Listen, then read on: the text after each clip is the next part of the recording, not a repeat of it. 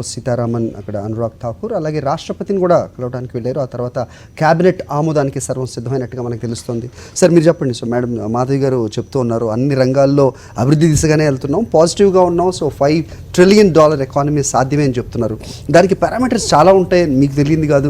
FDI గ్రోతే కానివ్వండి, లేకపోతే consumption కానివ్వండి, ఎంప్లాయ్మెంట్ గ్రోత్ చూడాల్సిన అవసరం ఉంటుంది, ప్రైవేట్ ఇన్వెస్ట్మెంట్స్ కావాల్సిన అవసరం ఉంటుంది, banking, agriculture, what not everything. So గడిచిన మోదీ 1.0 గురించి మాట్లాడాలా, 2.0 ఏ విధంగా ఉండబోతుంది అని చెప్పాలా అంటే పాలసీ గురించి మీరు ఇంతకుముందు చెప్పారు. మాధవి గారికి కాంట్రాడిక్ట్గా ఏం చెప్తారంటే చెప్తారు.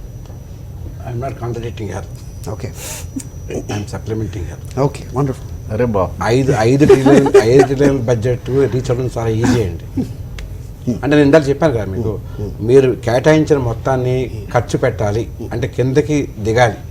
ఆ బెనిఫిట్ అల్టిమేట్ బెనిఫిషరీ చేరితే ఖచ్చితంగా 5 కోట్లు 5 ట్రిలియన్స్ కానీ పెద్ద కష్టమైన పని కాదు. మనం ఎప్పుడు ఏం భయపడుతున్నామంటే వీళ్ళు వేసే అంకెలన్నీ కూడా అక్కడే అయిపోయి దిగటం లేదు, కిందకి రావట్లేదనే రైతుల విషయంలో అన్ని విషయంలో ఏంటి ఇప్పుడు పరిశ్రమలు ఏమంటారు, రాయితీ కావాలంటారు. అందరూ కాంట్రవర్సీ అయ్యేది. నాకు ధరలు తగ్గాలంటే ఇటుపక్క ట్యాక్స్ తగ్గాలి అంటే రాబడి తగ్గిపోతుంది, ట్యాక్స్ పెంచాలి అంటే ధర వాళ్ళు ఒప్పుకోరు. ఇవన్నీ కొంచెం కాంట్రవర్సీ. వీటి సమానంగా తీసుకెళ్ళాలి అంటే అసలు వాళ్ళు ఇచ్చిన కేటాయించిన మొత్తాలని కింద అన్ని అల్టిమేట్ బెనిఫిషరీకి రీచ్ అయిన నాడు ఇది రీచ్ అవ్వడం పెద్ద కష్టం కాదు. అయితే పాలసీ పరంగా ఏంటంటే ఎక్కడా కూడా లొసుగులు లేకుండా ఏ ముసుగు దొంగలు పట్టుకుపోకుండా కింద వరకు చేరితే ప్రయోజనం ఉంటుందండి.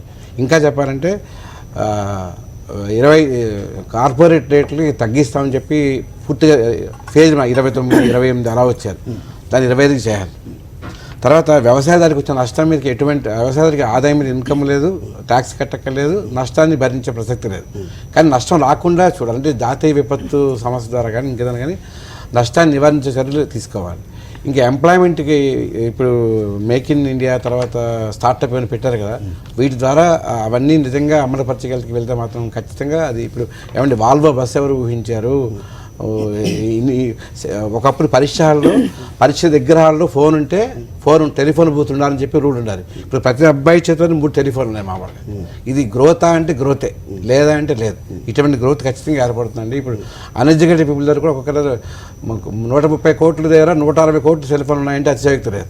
ఎవరో అంటే కేవలం సెల్ ఫోన్స్ లేకపోతే మీరు చెప్పినట్టుగా ప్రయాణం అనే సౌకర్యం కొంచెం మెరుగుపడటంతో మొత్తం అభివృద్ధి అయిపోతుంది. అంతే. ఇందుకే మనం జాతీయ రహదారులు చూసుకుంటే రోజుకి 30 కిలోమీటర్లు మాత్రమే మనం వేస్తూ ఉన్నాం. సో చేయవలసింది ఎంతో ఉంది, జరుగుతున్నది మాత్రం కొంతే ఉంది. అదే ఇందా ప్రయోజనం కింద చేరితే అని పెద్ద పదం వాడాను. కిందకి అల్టిమేట్గా అది ఇంప్లిమెంట్ చేయగలిగితే మాత్రం it's well done, it will be easily achieved అండి. రైట్. సో నేను పదే చెప్తున్నాను, $5 trillion economy it's not a joke. ఎందుకంటే మనం ప్రపంచవ్యాప్తంగా చూసుకుంటే అమెరికా అది 19, చైనా 12 పైన ఉంటే, జర్మనీది ఇంకా 4, Japan 6. So we're competing with the Japan, the country kind of Japan. అంటే మనం ఏ రకంగా అభివృద్ధి చెందిందో మనకు తెలుసు. So $5 trillion. ఫిన్లాండ్ చిన్న కంట్రీలో సెల్ ఫోన్ ద్వారా రిటర్న్ ఫైల్ చేయగలుగుతున్నాం. సెల్ ఫోన్లో మనకి రిటర్న్ వస్తుంది. మీ ఇన్కమ్ ఎంత వేస్తారా అని. మనకి ఇంతవరకు అటువంటి రాలేదు, అవన్నీ ప్రీఫిల్డ్ ఫామ్స్ రాలేదు. అటువంటి ట్యాక్స్ పేయర్కి నేను ట్యాక్స్ కడుతున్నానండి, ట్యాక్స్ కడితే నాకు సదుపాయం అంటే నాకేం వాళ్ళు అంటే దండ ఎక్కలేదు, పొడదండ ఎక్కలేదు. Let them facilitate easy payment, prompt payment, right payment, immediate payment. Bank వాళ్ళు 2 ఏళ్ళ సాలని అయితే వాళ్ళు తీసుకోరు. అంటే మాకు అది ఇవిలేమంటారు. నేను ఆనెస్ట్గా 2 ఏళ్ళ కింద రిటర్న్ వేస్తాను అంటే బ్యాంక్ తీసుకోడు, డిపార్ట్మెంట్ తీసుకోదు. మామూలుగా వాడు వచ్చి ట్యాక్స్ కడతానంటే మీకు కష్టమేంటి మామూలుగా దాని వెనక ఏ దృష్టి ఉన్నామండి. అది ఏముంటుంది, మా అయితే అప్పు అడుగుతాడు బ్యాంక్ అని. రాంబాబు కరుణిస్తే అప్పిస్తా, లేకపోతే లేదు. అప్పు బ్యాంక్ ఖజానికి డబ్బులు వస్తున్నాయి కదా, అటువంటి రిఫార్మ్స్ తీసుకురావాలి డిపార్ట్మెంట్ ద్వారా. కట్టని వాళ్ళు ఉంటారండి, నేను దాన్ని మనం సమర్థించలేదు. కానీ కట్టేవాళ్ళు వచ్చినప్పుడు వాళ్ళకి నువ్వు కూడా కట్టకూడదు అబ్బాయి, 2 ఏళ్ళ ఏడాదికి పరిమితి, అలా కాదు. ఎవరైతే విల్లింగ్గా పేమెంట్ వచ్చారో వాళ్ళందరినీ ఇప్పుడు ప్రతి కస్టమర్ ప్రతి వాడికి కూడా ఫెసిలిటీస్ కోరుకుంటాడండి. ఇదివరకు ఎవరు కన్సర్వేటివ్గా ఉండలేదు. Everybody it is consumption economy, spending economy. కాబట్టి నేను అనుకున్న ఈజీగా చేరుకుంటాను అనుకుంటున్నాను. సో కన్జంప్షన్ గురించి మాట్లాడారు కాబట్టి తిరిగి అక్కడికి వద్దాం సార్. సో బ్యాంకింగ్ గురించి మీరు చెప్పండి సార్. నేను ఇందుకు ముందు చెప్పిన నెంబర్స్ ప్రకారం ఒక 5 సంవత్సరాలు 10 ఏళ్ళు క్రితం చూసుకుంటే కేవలం $500 బిలియన్ ఎకానమీగా ఉన్నాం అన్నది ఇప్పుడు $2.8 trillion. So now we're aiming at $5 trillion. So సాధ్యమా? ప్రజాస్వామ్యాన్ని మనమే ఏర్పాటు చేసుకున్నాం. అనేక వందల సంవత్సరాలు భారతదేశం సంస్థానాల అధీనంలో ఉండేవి. రాజులే దాన్ని కప్పని తీసుకునేవాళ్ళు, వాళ్ళ ఇష్టం వచ్చిన రాజ్యాలను పరిపాలించేవాళ్ళు. తర్వాత బ్రిటిష్ వాళ్ళు వచ్చారు, విదేశీ పరిపాలన ఉన్నాం, కొంత ఆటోక్రటిక్ దీంట్లో కొన్ని దేశాలు ప్లాన్ ఉండడం, పాలసీ ఉండడం వరకు, బట్ అది సాధ్యాసాధ్యాలు అనేది కూడా మాట్లాడుతూ ఉన్నారు. అందుకనే డెమోక్రసీలో ప్రతి ఒక్క వ్యక్తి నేను కాంట్రిబ్యూట్ చేసినటువంటి దానివల్ల ఇన్ రిటర్న్ నాకేమొస్తుంది అనేది. ఇప్పుడు మనం చూసినటువంటి అనేక మంది మాట్లాడుతూ చాలా చిన్న చిన్న విషయాలు మాట్లాడారు. బడ్జెట్ $2.7 ట్రిలియన్, ఇవన్నీ కూడా వాళ్ళ మేధకి ఊహకి అంచనాకి అందనటువంటి అనేక ఆలోచనలు, వాళ్ళ దగ్గర ఇదేమీ లేదు. బట్ ఓవరాల్గా కనుక మనం చూసుకుంటే ఒక 4-5 విషయాలు వాళ్ళు మాట్లాడినా మనం మాట్లాడినా కూడా, ఫస్ట్ ఇన్ఫ్రాస్ట్రక్చర్. దేశంలో ఇన్ఫ్రాస్ట్రక్చర్ డెవలప్ కాకుండా ఏ రకమైనటువంటి వ్యాపార లావాదేవీలు జరగవు. అది ట్రైన్ అంటారా, బస్ అంటారా, రోడ్ అంటే ఏదేం వేసినా కూడా. బట్ ఇవాళ బ్యాంకులు ఇచ్చినటువంటి ఇన్ఫ్రాస్ట్రక్చర్కి ఇచ్చిన అడ్వాన్సెస్ సగానికి పైగా 75-80% నాన్ పర్ఫార్మింగ్ అసెట్స్లో ఉన్నాయి. అంటే ఇన్ఫ్రాస్ట్రక్చర్ ఎవరు ప్రొవైడ్ చేయాలి దేశంలో? ప్రభుత్వం ప్రొవైడ్ చేయాలి. ప్రభుత్వం ఏ రూపంలో? వాళ్ళు సొంతంగా చేసినా, పబ్లిక్ సెక్టార్ రంగంలో ప్రభుత్వాలే వాళ్ళకి ఓనర్స్ కాబట్టి బ్యాంకుల ద్వారా చేసినా కూడా ఇన్ఫ్రాస్ట్రక్చర్ రంగం కుదేలైపోయింది. రెండోది పవర్, డిస్కమ్స్. అన్ని రాష్ట్రాల్లో డిస్కమ్స్ అన్ని కూడా ఎన్పిఎల్ఏ. ఏ రాష్ట్రం మీరు చూసినా కూడా అంటే పవర్ జనరేట్ చేసేటటువంటి ప్రైవేట్ ఆర్గనైజేషన్స్కి ఇచ్చినటువంటి డబ్బు ఏదైతే ఉందో ప్రభుత్వం బ్యాంకుల ద్వారా, అవి తిరిగి రావటం లేదు. ప్రభుత్వాలు దానికి గ్యారంటీలు నిలబడ్డాయి, రాష్ట్ర ప్రభుత్వాలు నిలబడ్డాయి, అది పక్కకు పోయింది. ఇవాళ ఎడ్యుకేషన్ ఎంత కాస్ట్లీ కూర్చుంది ఇవాళ. విపరీతంగా చెప్పిన ప్రతి అంశానికి ఇక్కడ కాంట్రడిక్షన్ కనిపిస్తుంది. చెప్తున్నాను అంటే మూర్తి గారు సప్లిమెంట్ చేశారు, నేను కాంట్రడిక్షన్ అని అంటే వాస్తవం చెప్తున్నాను. పీపుల్ ఎక్స్పెక్టేషన్, మనం కూడా పీపుల్లో భాగమే. ఏదో మనం కొద్దిగా లోయర్ మిడిల్ క్లాస్లో ఉన్నంత మాత్రాన మనం ఏదో ముఖేష్ అంబానీతో ఈక్వేట్ చేసుకోవాల్సిన అవసరం లేదు. నా ఎక్స్పెక్టేషన్ బడ్జెట్ నుంచి. ఇంకోటి ట్యాక్స్ పేయర్, నేను ఈ దేశంలో డైరెక్ట్ ట్యాక్స్ 4-5 లక్షల కంటే కోట్ల కంటే పే చేయడం లేదు. ట్యాక్స్ పేయర్కి ఏ రకమైనటువంటి వెసులుబాటు లేదు ఇక్కడ. దాదాపు 120 కోట్ల మంది ఏమో ఈ 4-5 కోట్ల మంది కాంట్రిబ్యూట్ చేసినటువంటి డైరెక్ట్ ట్యాక్స్ మీద, అనేక ఇండైరెక్ట్ ట్యాక్స్లు చాలా మట్టుకున్నాయి. బట్ ఇక్కడ ట్యాక్స్ పేయర్ ఎక్స్పెక్ట్ చేస్తాడు, నేను పే చేసినటువంటి ట్యాక్స్ జెన్యూన్గా ఎక్స్పెండిచర్ అవుతుందా, ఎవరెవరికి వెళ్తోంది, నా మూలంగా కూడా బాగుపడితే బాగానే ఉంటుంది. ఎడ్యుకేషన్ విపరీతమైన కాస్ట్లీ చేసేసి కూర్చున్నారు. దెన్ హెల్త్ ఇవాళ అన్ని 127 కోట్ల మందికి కూడా హెల్త్ అనేటటువంటిది తలకు మించినటువంటి భారంగా పరిణమించింది. ఇటు గవర్నమెంట్ సంబంధించినటువంటి ఏజెన్సీస్కి నేను పనికిరాను, ప్రైవేట్ ఏజెన్సీస్లో వెళ్ళడానికి నేను కూడగట్టిన ధనమంతా వాళ్ళకే కాంట్రిబ్యూట్ చేయాలి. భగవంతుడు దయతలిచి రోగాలు రాకుండా ఉండాలి, కానీ ఏమాత్రం ఒక చిన్న రోగం వచ్చినా కూడా కర్పూర హారతలు కరిగిపోవడమే, ఇంకోటి లేదు. ముందు మేజర్ ఇండస్ట్రీస్, ఇవాళ ఫారిన్ ఎక్స్చేంజ్ని ఎక్వైర్ చేసే అనేక మేజర్ ఇండస్ట్రీస్ని ఎన్పిఎల్ఏ కూర్చున్నాయి. అంటే ఎందుకు మాట్లాడుతున్నానంటే ఇవాళ ఇప్పుడు ఇంత పెద్ద $5 ట్రిలియన్, $2.7 ట్రిలియన్, 350 లక్షల కోట్ల రూపాయల సంపద ఇవన్నీ ఉన్నా, ఇక్కడ ఆక్సోఫామ్ అనే ఒక సంస్థ మనకి సర్వే ఇచ్చింది. దానిలో కేవలం 58 మంది దగ్గర 62% సంపద కేంద్రీకృతమై ఉంది అన్నదానికి మాధవి గారు చాలా బాధపడ్డారు. అంటే వారు తప్పు కాకపోతే, నేను అనేది ఏంటంటే ఈ ప్రభుత్వం 2వ టర్మ్ ఇది. ప్రీవియస్ ప్రభుత్వాన్ని నింద మోపేటటువంటి పరిస్థితి లేదు. ఏమైనా నింద మోపుకుంటే వాళ్ళ మీద వాళ్ళే ఒప్పుకోవాలి. సో ఇది 2వ టర్మ్. ఈ 2వ టర్మ్ చాలా అత్యధికమైనటువంటి మెజారిటీతో ఒక సింగిల్ పార్టీకి ప్రజలందరూ కూడా పట్టం కట్టారు. సో వీళ్ళ దగ్గర నుంచి లాట్ ఆఫ్ థింగ్స్ ఎక్స్పెక్ట్ చేస్తున్నాం. రాజకీయం కాదు కావాల్సింది, కంట్రీస్ డెవలప్మెంట్. ఓన్లీ ఇంక వేరేది 5 సంవత్సరాలు వాళ్ళు కొద్దిగా తల దించుకుని రాజకీయ ఆన్సర్ చెప్పాల్సిన అవసరం లేదు. అసలు అపోజిషనే లేదు వీళ్ళకి. అపోజిషన్ అంతా నిర్వీర్యం అయిపోయింది. పార్లమెంట్ అవైలబుల్, అందరికీ రోడ్లే అవైలబుల్. సో రోడ్ల మీదకి వస్తారు జనాలు, రాకుండా ఉండరు. పార్లమెంట్లో ఆపగలిగారు తప్పిస్తే ఇక్కడ ఆపలేరు కదా. నేను అనేది ఏమిటంటే ఈ 5 సంవత్సరాలు వీళ్ళ దగ్గర నుంచి కంట్రీలో ఉన్న 127 కోట్ల మంది లాట్ ఆఫ్ ఎక్స్పెక్టేషన్ చేస్తున్నారు. రాజకీయాల్లో కాకుండా ఇప్పుడు మనం అనుకునేటువంటి విద్య, ఆరోగ్యం, industries, power, then employment generation. మీరు ఎన్ని లక్షల కోట్ల రూపాయల సంపద క్రియేట్ చేసినా అది ఎంతమందికి ఎంప్లాయ్మెంట్ జనరేట్ చేయగలుగుతుంది అనేది ప్రధానమైన అంశం. ఎంప్లాయ్మెంట్ జనరేషన్ అనేది కేవలం ప్రభుత్వ రంగం మీదే ఆధారపడితే జరిగేది కాదు. ప్రైవేట్ రంగం రావాలి, ప్రైవేట్ ఇన్వెస్ట్మెంట్స్ పెరగాలి. కానీ మన భారతదేశం పరిస్థితి చూసుకుంటే కనుక ప్రైవేట్ ఇన్వెస్ట్మెంట్స్ అనగానే ఒక బూచిలా చూస్తారు. అంటే కేవలం ఇది కొంతమంది దగ్గరే మనీ వెళ్తుందనో, లేకపోతే మనీ ఫ్యాక్టర్ అనేది మనకి తెలియంది కాదు. సో కొంతమంది దగ్గర, వ్యక్తుల దగ్గరే డబ్బు ఉంటుంది అనేది అందరికీ తెలిసిన విషయం. దాన్ని ఒక బూచిగా చూపిస్తూ ఉన్న నేపథ్యం. So private investments, private sector development కానీ లేనిదే ఎలా సాధ్యం? ఈ ఎంప్లాయ్మెంట్ పెట్టుబడులు మీరు ఆహ్వానించాలంటే ఇవాళ పొలిటికల్ సుస్థిరతను సంపాదించారు దేశంలో. ఏ ఒక్క వ్యక్తి అయినా ప్రపంచవ్యాప్తంగా భారతదేశం వచ్చి పెట్టుబడి పెట్టి దాని మీద నేను సంపాదించుకోగలనేటటువంటి ఒక సిట్యుయేషన్ అయితే ఇక్కడ ఉంది. ఇవాళ ఇవాళ జీడిపిలో 20-21% కంటే పెట్టుబడులు లేవు. వేరే చైనాకి వచ్చిన 50% ఉంది పెట్టుబడులు. చైనా దగ్గరికి వెళ్ళినటువంటి పెట్టుబడులు మనం సంపాదించడానికి ఒక రకమైనటువంటి ఒక వ్యవస్థ ఇల్లిటరసీ ఇవాళ దాదాపు 30% పైబడి ఇల్లిటరసీ ఉంది దేశంలో. ఎప్పుడు మీరు లిటరసీ ప్రొవైడ్ చేస్తారు? అంటే ఇవన్నీ ఏంటంటే కన్సిక్యూటివ్ గవర్నమెంట్స్, ఒక గవర్నమెంట్నో ఒక వ్యక్తినో బ్లేమ్ చేయాల్సిన అవసరం లేదు. ఒక సాధారణమైనటువంటి పౌరుడిగా ఏమీ చేయలేని ఒక అశక్తుడిగా నేను ఎక్స్పెక్ట్ చేస్తా ప్రభుత్వం నుంచి. మొన్న గవర్నమెంట్ ఈ గవర్నమెంట్కు కూడా చాలా సుశ్రత ఇచ్చారు. ఈ గవర్నమెంట్ దగ్గర నుంచి ఎక్స్పెక్టేషన్స్ ఎక్కువ ఉన్నాయి కాబట్టి ఇల్లిటరసీని మీరు ఏ రకంగా అడ్రస్ చేస్తారు?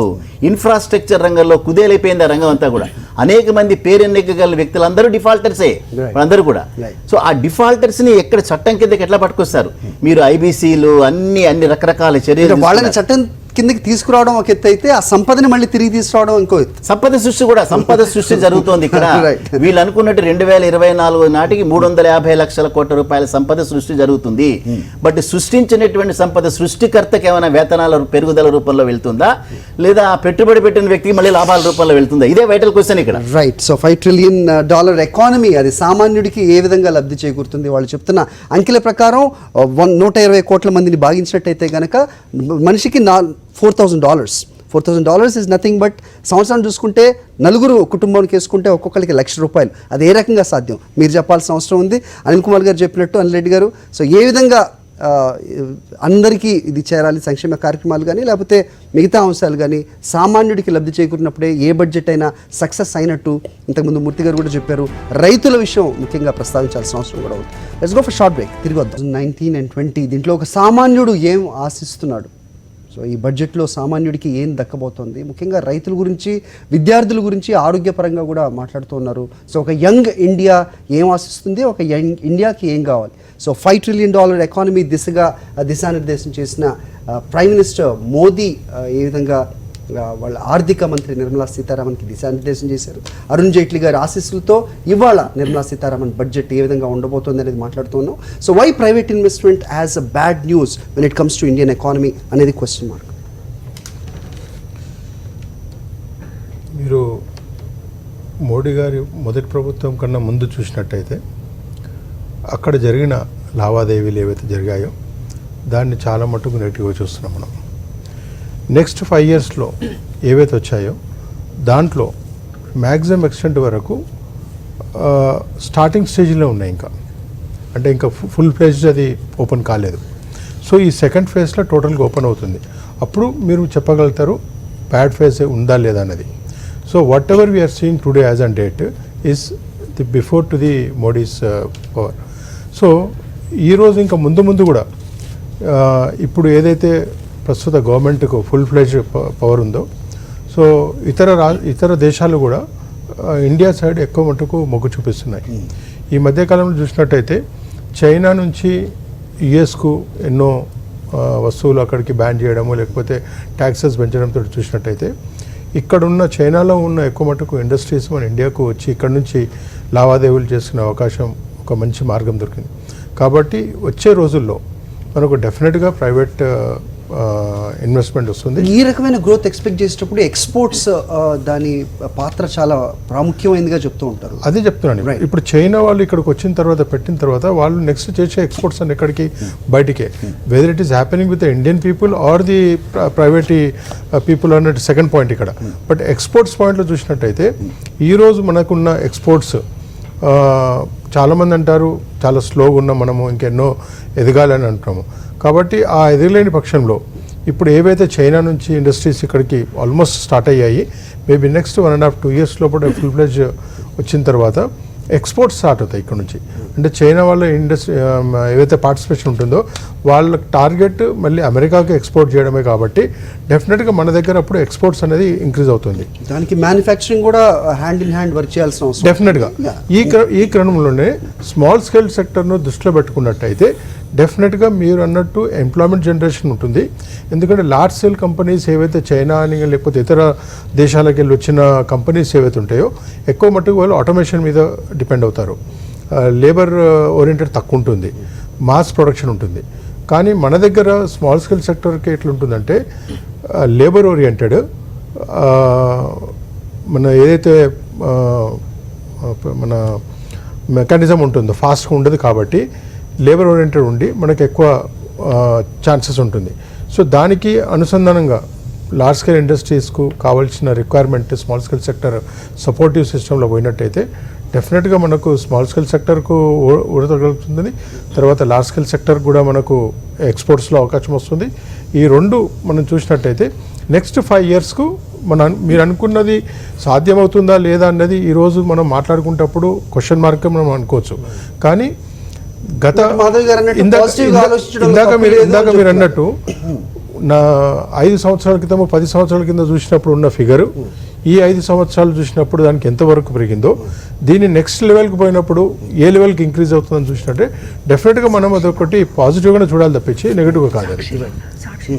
రైట్ మాధవ్ గారు, సో చెప్పండి. సో స్మాల్ స్కేల్ ఇండస్ట్రీస్ ఏవైతే ఉన్నాయో, చిన్న తరహా పరిశ్రమలు, తర్వాత ఎక్స్పోర్ట్ అండ్ మ్యానుఫ్యాక్చరింగ్, ఈ మూడు కూడా ఒకదానికొకటి అనుసంధానంగా ఉంటాయి కాబట్టి మీరు చెప్తున్న ఫిగర్స్ ఏదైతే ఉందో, ఆ గ్రోత్ రేట్ ఏదైతే ఉందో దాన్ని చేరుకోవడానికి ఈ రంగం ముఖ్యంగా ఉన్న నేపథ్యంలో గతంలో ఉన్న హిచెస్ కానీ లేకపోతే గత ప్రభుత్వాలు చేసిన రిపర్కషన్స్ మనం ఇప్పుడు చూస్తూనే ఉంటున్న నేపథ్యంలో మీ ప్లాన్ సక్సెస్ఫుల్గా వెళ్తుందా అంటే ఏం చెప్తారు? అంటే ఇందాక రాంబాబు గారు కొన్ని మాట్లాడిన దానికి ఐ హావ్ టు ఆన్సర్. అంటే ఒకటి expectations will definitely be more on when the government is performing. Perform చేయని గవర్నమెంట్ మీద ఎవరికి ఎక్స్పెక్టేషన్స్ ఉండవు. This is a performing government కాబట్టి డెఫినెట్గా ఎక్స్పెక్టేషన్స్ ఉంటాయి and we will reach those expectations. Point number 1.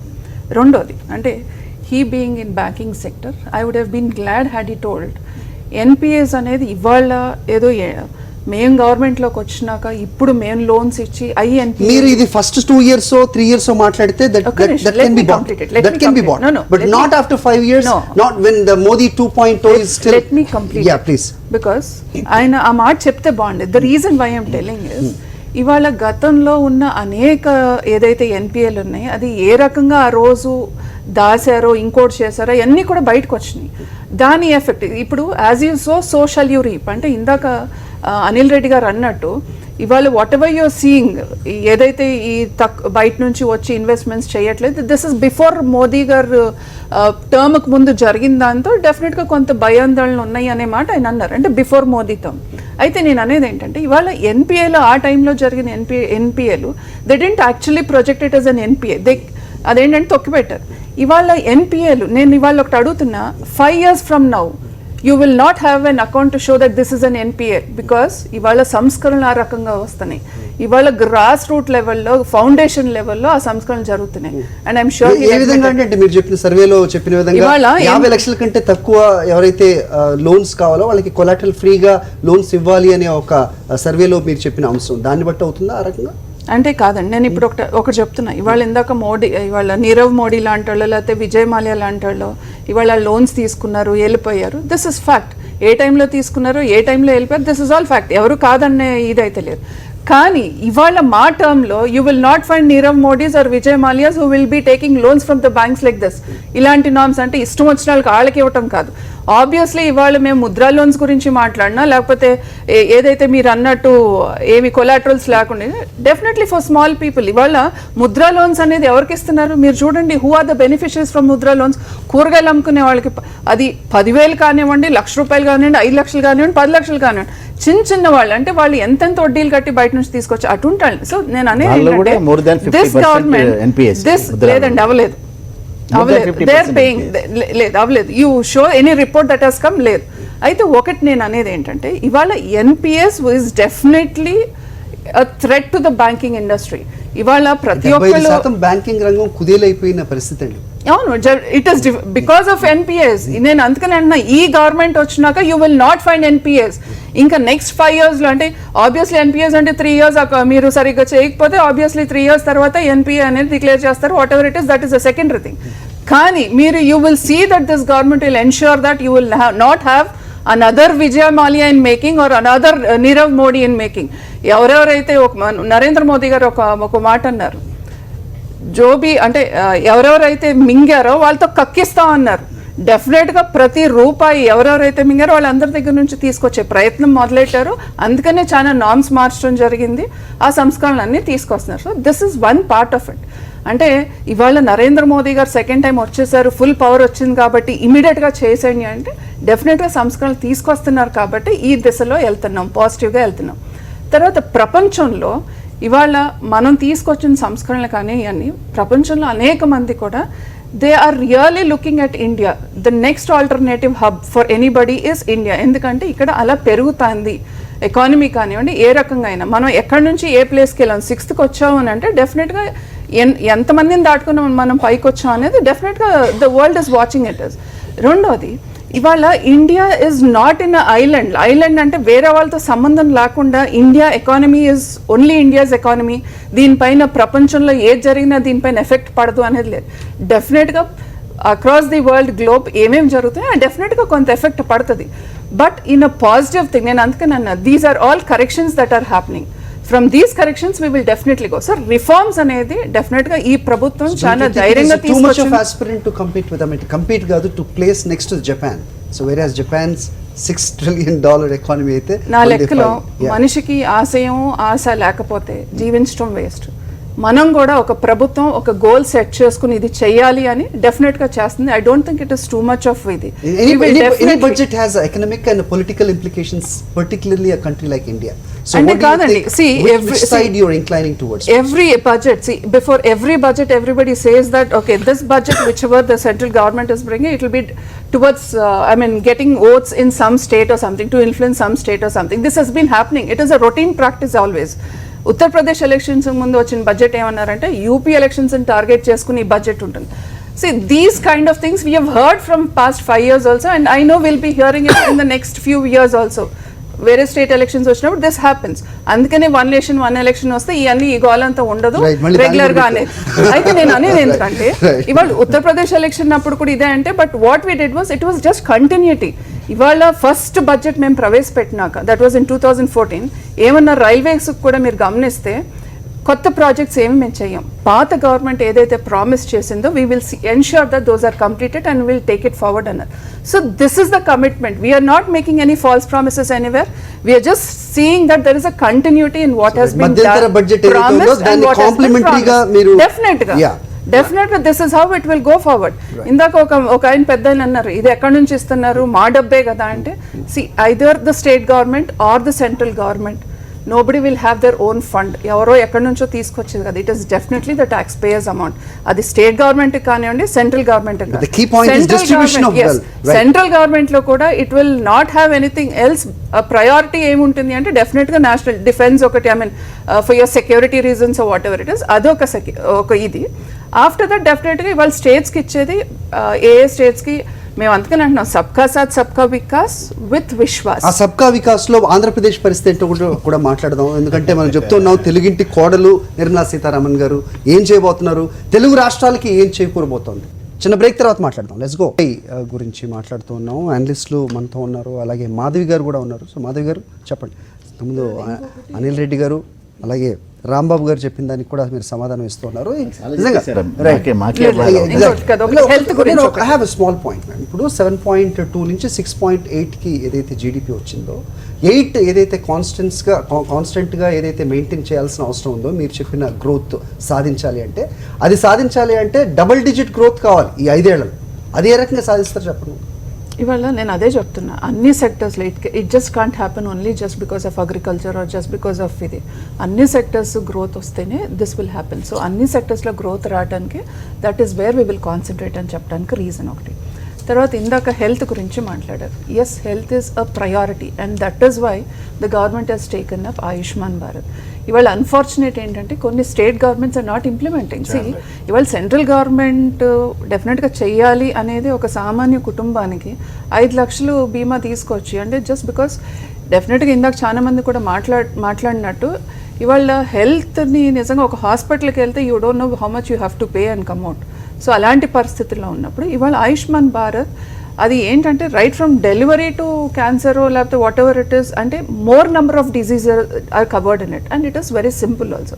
So ఇలాంటివి తీసుకొచ్చినప్పుడు కూడా it is the duty of the state governments to ensure that is implemented in the states. Point number 1 ఒకటి. తర్వాత రైతుల గురించి మనం మాట్లాడుతున్నప్పుడు ఫసల్ బీమా ఇవాళ ఫసల్ బీమా కేంద్రం తీసుకొచ్చింది, ఎందుకు క్రాప్ పథకాలన్నీ బాగున్నాయి అని ప్రతి ఒక్కళ్ళు అంటున్నారండి, కానీ అవి రీచ్ అయ్యే అదే నేను చెప్తున్నా ఇవాళ elections you fight as political parties for power, అది ఎలక్షన్స్ వరకు మాత్రమే ఉండాలి.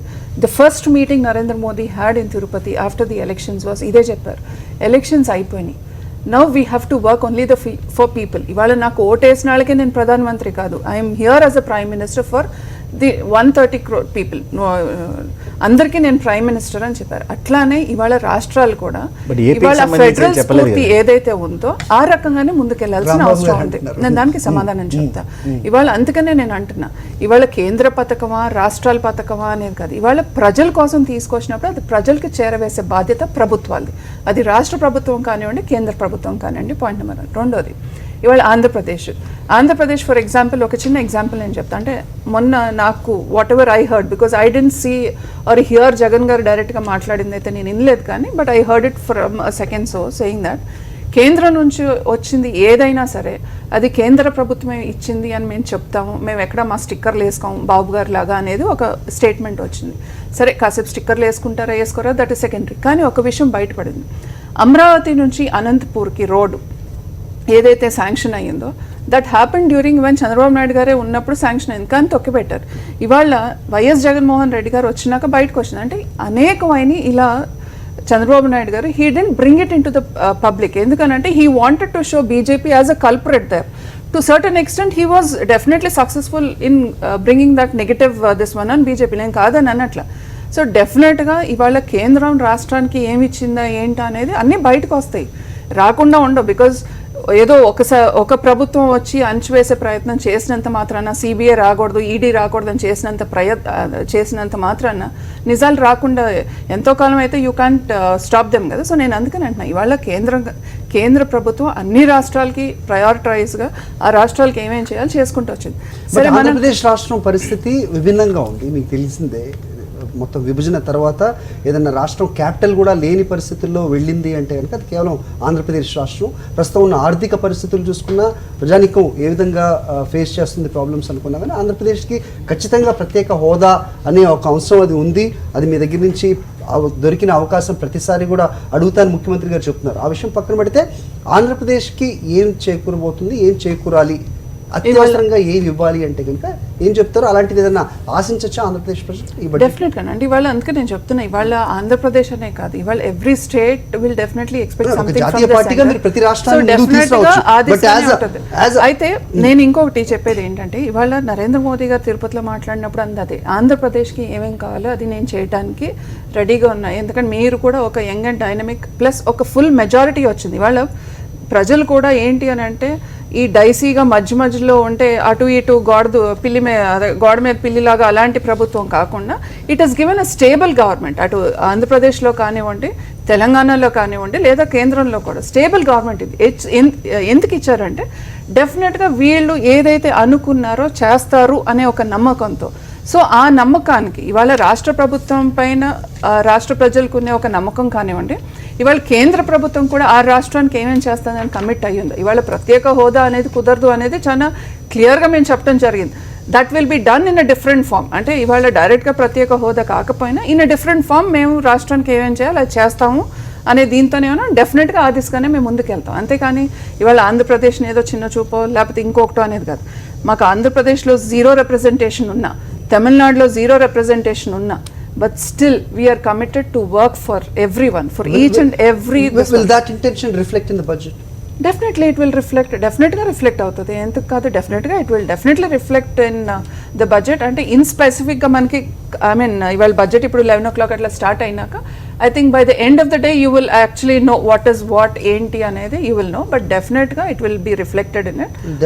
Definitely wait for that. Rambabu గారు అనేక అంశాలు ఫసల్ బీమా బేటీ బచావో బేటీ పడావో అనే దాని గురించి మాట్లాడాలి. ఎందుకంటే నిరక్షరాస్యత ఏ విధంగా ఉంది అనేది గురించి కూడా మాట్లాడారు. ఇప్పుడు మేడం చెప్పినటువంటి వాటిల్లో సరే ఆంధ్రప్రదేశ్ గురించి కొన్ని కామెంట్ చేశారు. ఇప్పుడు మనం ఒక నార్మల్ ఆర్డినరీ సిటిజన్గా ఇవి విని అలిసిపోయినాం. ప్రత్యేక హోదా ఇవ్వము, దానికి సమానమైనది ఇస్తాం. అసలు ప్రత్యేక హోదా బ్రహ్మ పదార్థమా? ఇది చేసినటువంటి ప్రామిస్ ఆంధ్రప్రదేశ్కి. ఇప్పుడు జగన్మోహన్ రెడ్డి గారు ఏమన్నాడు, ఒకే ఒక ప్రామిస్ మీద డివైడ్ అయినటువంటి రాష్ట్రం నాదే దేశంలో, ఇంకది కాదు. ఈ ప్రామిస్ మీద డివైడ్ చేశారు దాన్ని. ఆ ప్రామిస్ నిలబెట్టుకోవడంలో మీరు ఫెయిల్ అయినారు చాలా పాయింటెడ్గా అడుగుతున్నాడు. సో ఇక్కడ ఏంటంటే 5 సంవత్సరాలు అయిపోయింది. ఇప్పుడు ఇంకా మనం మామూలుగా ఇవి చేస్తామని చెప్పడం కాదు, ఈ ఫిగర్స్ రూపంలో చెప్పాల్సినటువంటి అవసరం ఉంటుంది. ఎందుకంటే ప్రతి వాళ్ళు కూడా అక్కడ ఉన్నటువంటి అది అగ్రికల్చర్ బేస్డ్ ఇండస్ట్రీ రాష్ట్రం కింద మిగిలిపోయింది. ఆ అగ్రికల్చర్ బేస్ కూడా పోలవరం కంప్లీట్ కాదు. నిన్ననే ఆయన సెంట్రల్ నుంచి వచ్చి ఇది 4 సంవత్సరాల వరకు కంప్లీట్ కాదని చెప్పేసి వెళ్ళాడు ఆయన. పోలవరం అథారిటీ అంటే ఇప్పుడు అగ్రికల్చర్ గాను డెవలప్ చేయరు రాష్ట్రాన్ని, ఇండస్ట్రియల్ గాను డెవలప్ చేయరు, ఇవ్వాల్సింది ఇవ్వరు. ఇది ప్రజల్లో ఉంది అది. అందుకని ఇప్పుడు ఇంకా మాటలు మానేసి ఫిగర్స్ స్టాటిస్టికల్ డేటాతో మాట్లాడాల్సిన అవసరం ఉంది. అది బడ్జెట్లో రిఫ్లెక్ట్ అవ్వాలి. పీపుల్ చాలా మంది ఎక్స్పెక్ట్ చేస్తుంది అదే. అంతేగాని ఇప్పుడు మనం చేస్తున్నాం అయిపోయింది, 5 సంవత్సరాలు అయిపోయింది అది. మళ్ళీ ఇంకొక నెక్స్ట్ దాంట్లోకి అయ్యాం. ఈ 5 సంవత్సరాలు కూడా దానికి ఈక్వల్గా చేస్తాం ఇవన్నీ కాకుండా ఎగ్జాక్ట్లీ స్టాటిస్టికల్ డేటా ఇది మీరు అడుగుతున్నది మేము ఇవ్వగలుగుతుంది. ఇవాళ జగన్మోహన్ రెడ్డి గారు ప్రత్యేక హోదా నేను అడుగుతానే ఉంటానన్నారు, కానీ అదొక్కటే అడుగుతాను, మిగిలిన అసలు రాష్ట్రానికి I'm not talking about politics. So what I feel he is more sensible. అంటే ఒక ప్రత్యేక హోదానే కాదు, ఆల్ రౌండ్ డెవలప్మెంట్ చూసుకోవటానికి ఇవాళ సరే ప్రజలు ప్రత్యేక హోదా అనే సెంటిమెంట్ ఉందా లేదా అనేది కాసేపు పక్కన పెడితే all round development of the state చూసుకోవటానికి ఒక ముందు ప్రాధాన్యత ఇస్తారు అనేది that is what I believe. And that is why he is trying to go. ఒక ఫెడరల్ స్ఫూర్తితో కేంద్ర ప్రభుత్వం అంతా ఇవాళ రాష్ట్ర ప్రభుత్వం నడుస్తుంది. అందుకనే ఇవాళ ఫండ్స్ వచ్చినా సరే ఏ రకంగా వస్తున్నాయి, ఇమీడియట్గా ఎట్లా శాంక్షన్ అవుతున్నాయి అందరికీ తెలిసిన విషయం. ఇవాళ అంటే మీరు చంద్రబాబు నాయుడు గారి మీద కక్ష కట్టి ఇవ్వలేదా అంటే, చంద్రబాబు నాయుడు గారు ఇవాళ అందుకే నేను అమరావతి టు అనంతపూర్ రోడ్డు ఆయన బయటికి చెప్పలే, వచ్చింది శాంక్షన్ అయింది కూడా ఆయన చెప్పలేని పరిస్థితిలో ఉన్నారు. ఆయన కావాలని చెప్పలేదు. ఎందుకనంటే he wanted to blame BJP. But here it is a different thing. Here it is not the question of government bear చేయాలి కదా, ఎక్స్‌పెండిచర్ లో 40% ఎక్కడైనా దట్ విల్ బి దేర్. ఇవాళ రెండోది ఇంకొకటి, ఇవాళ కేంద్ర ప్రభుత్వం ఇచ్చిన ఇన్స్టిట్యూషన్స్ కానీ ఏమన్నా అంటే అది ఆల్రెడీ బిల్లో ఉంది, ఇచ్చారు కదా. సరే నేను అడిగేది ఒకటి, ఇవాళ 2014కి ముందు ఏ రాష్ట్రం అయినా సరే, ఏ రాష్ట్రానికి any state you take across the country, ఆ రాష్ట్రాలకి రావాల్సింది కేంద్రం నుంచి ఎంత వచ్చింది, 2014 తర్వాత ఈ ప్రభుత్వం వచ్చినాక ఎంత పర్సంటేజ్ వచ్చింది అనేది ఒక కంపారిజన్ తీసుకుంటే who is more this one, who is more responsible, who is more అంటే who is యాక్చువల్లీ ఒక ఫెడరల్ స్ఫూర్తితో రాష్ట్రాలతో కలిసి కేంద్ర ప్రభుత్వం ఎవరు పనిచేస్తున్నారు అనేది ఇక్కడే మిగతా రాష్ట్రాలతో కలిపి ఇవ్వడం వేరు, ఈ రాష్ట్రాన్ని ప్రత్యేక దృష్టితో చూడాల్సిన అవసరం ఉంది కాబట్టి, ఆ ఆవశ్యకత ఉంది కాబట్టి రాష్ట్రాన్ని చూడాల్సిన. తెలంగాణ రాష్ట్రంలో ఎన్ని డబుల్ బెడ్రూమ్ ఇల్లు ఇచ్చారు మీరు చెప్పండి? కేంద్ర ప్రభుత్వం ఎన్ని? ఇవాళ ఇక్కడ రాష్ట్ర ప్రభుత్వం ఏమని చెప్పింది, మీరు కట్టేదానికి మేము ఇక్కడ డబుల్ బెడ్రూమ్ ప్రామిస్ చేశాం కాబట్టి మేము మీ ఫండ్స్ దానికి యూజ్ చేసుకుంటున్నారు. సరే అన్నారు కేంద్ర ప్రభుత్వం. ఆ రోజు వెంకయ్య నాయుడు గారు urban development minister. I'm not diverting. ఇవాళ ఇదే కంపారిజన్ చేసుకుని అంటే ఇక్కడ 2 లక్షల ఇల్లు అయితే మరి అక్కడ 14 లక్షలు. ఇవాళ సరే ఆయన ఏ స్టిక్కర్ పెట్టుకున్నారు అది కాసేపు పక్కన పెట్టండి. అక్కడ అన్ని ఇళ్ళు వచ్చినాయి అని అంటే దేనికి వచ్చింది? ఇవాళ ఏదన్నా చూడండి, ఇవాళ అక్కడ రోడ్స్ కానివ్వండి, పోలవరం ప్రాజెక్ట్కి ఇవాళ చంద్రబాబు నాయుడు గారు చెప్పినట్టు మేము అక్కడ 1 రూపాయి కూడా కేంద్రం నుంచి రాకుండా నారవరపల్లి నుంచి తీసుకొచ్చి ఆయన ప్రతి రూపాయి అక్కడ నుంచి తీసుకొచ్చి కట్టారా? కేంద్రం నుంచే కదా. ఇవాళ that is a national project. The point here is the budget లో మనకి ఏముండబోతోంది ఆంధ్రప్రదేశ్ ప్రజలకి అనేది ఇక్కడ పాయింట్. ఇవాళ ఆంధ్రప్రదేశ్కి ఇన్ స్పెసిఫిక్గా ఏముంటుంది అంటే డెఫినెట్గా it will be much better than what I mean. అంతకు మించి అంటే ఈ స్పెసిఫిక్గా ఇంతే ఇస్తాం ఇంతే ఇస్తాం అనేది ఉండదు. ఆంధ్రప్రదేశ్ని డెవలప్ చేయాలి, ఆంధ్రప్రదేశ్ని ముందుకు తీసుకెళ్లాలి అనే దీంతోనే డెఫినెట్గా కేంద్ర ప్రభుత్వం కూడా కమిటెడ్గా ఉంది. It is not only with Andhra Pradesh. Still considered as agriculture based state. So అది అభివృద్ధి చెందాలి అంటే కనుక అనేకమైన ఇవాళ అగ్రికల్చర్ కి ఇచ్చినంత ఇంపార్టెన్స్ కేంద్ర ప్రభుత్వం ఇస్తున్నప్పుడు డెఫినెట్ గా Andhra Pradesh also will be the major benefiter of it. ఎందుకంటే ఇవాళ agriculture is the main source of income in Andhra Pradesh. So definite గా ఇవాళ కేంద్ర ప్రభుత్వం తీసుకొచ్చే ఏదైనా సరే, ఎందుకంటే more concentration is on agriculture కాబట్టి డెఫినెట్ గా ఆంధ్రప్రదేశ్ విల్ బెనిఫిట్ ఫ్రమ్. ఈ బడ్జెట్ లో వాళ్ళు ఏమి ఇవ్వలేదు అనుకోండి, కనీసం నెక్స్ట్ బడ్జెట్ వీళ్ళే రోడ్డు మీదకి వస్తారా? ఇప్పుడు ఈ బడ్జెట్ లో వీళ్ళు ఇవ్వలేదు, నెక్స్ట్ బడ్జెట్ లో వీళ్ళే రోడ్డు మీద రిఫ్లెక్ట్ అవుతుందా లేదా అనేది మాత్రం ఖచ్చితంగా ఆంధ్రప్రదేశ్ ప్రజలు వేచి చూస్తున్న విషయమే. 11 గంటలకి నిర్మలా సీతారామన్ గారి ప్రసంగం తర్వాత అది అయ్యేసరికి మనకు తెలుస్తుంది తెలుగు రాష్ట్రాలకి ఏం కేటాయింపులు జరిపారు ఈ బడ్జెట్ లోని. చిన్న బ్రేక్ వెళ్దాం, గో ఫర్ షార్ట్ బ్రేక్.